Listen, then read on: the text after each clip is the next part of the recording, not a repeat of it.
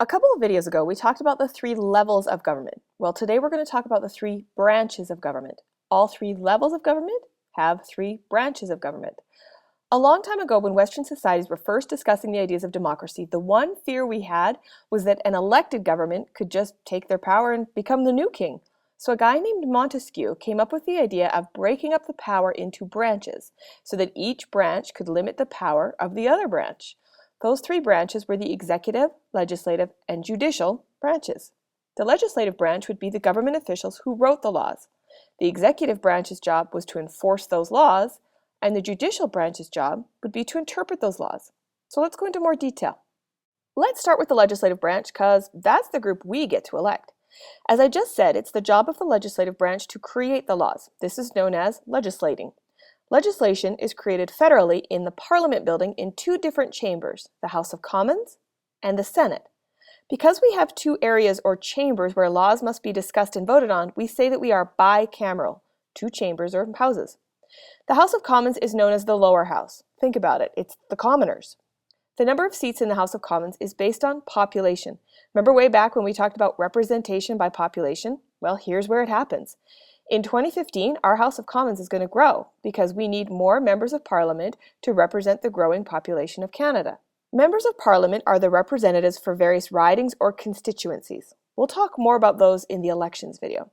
Because they are our representative, they're responsible to us. They need to listen to us. However, MPs or MLAs at the provincial level are also responsible to their party because that's who helped get them elected. In the House of Commons, all of the members of a party sit together, and the party with the most seats gets to become the government. They sit on the right-hand side of the Speaker of the House, because in our Western traditions, right hand is better than left hand. The Speaker's the guy sitting on the throne in the middle of the picture. The second largest group sits right across from the governing party, and they are the official opposition. Their job is to find fault with the government. If you've ever watched a House of Commons debate, it can seem pretty juvenile.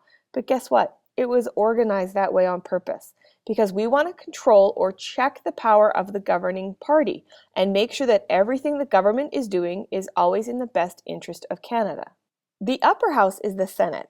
There's a few reasons why we have a second chamber in the federal legislature. One goes way back to 1867 when Canada was created. The House of Commons is just that, the elected commoners. So there was a concern that we needed people with money and power to guide the simple people, the commoners. But Canada didn't have our own nobility, so we couldn't have a House of Lords like Britain has.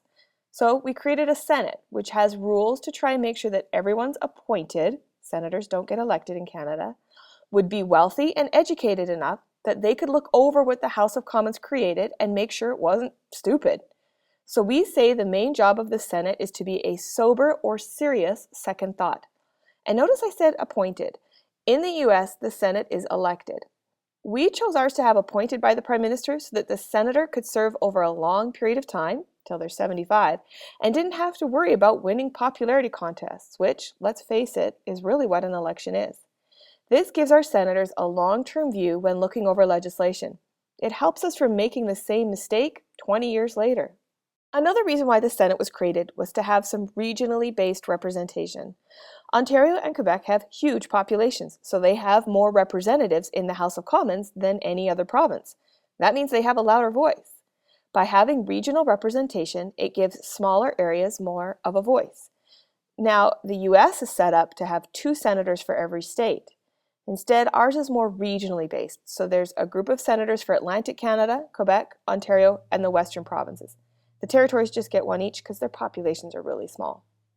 There are pros and cons to the way the US has organized their Senate and the way we've organized our Senate, which of course means there's always a lot of debate about it, but we could discuss that in class.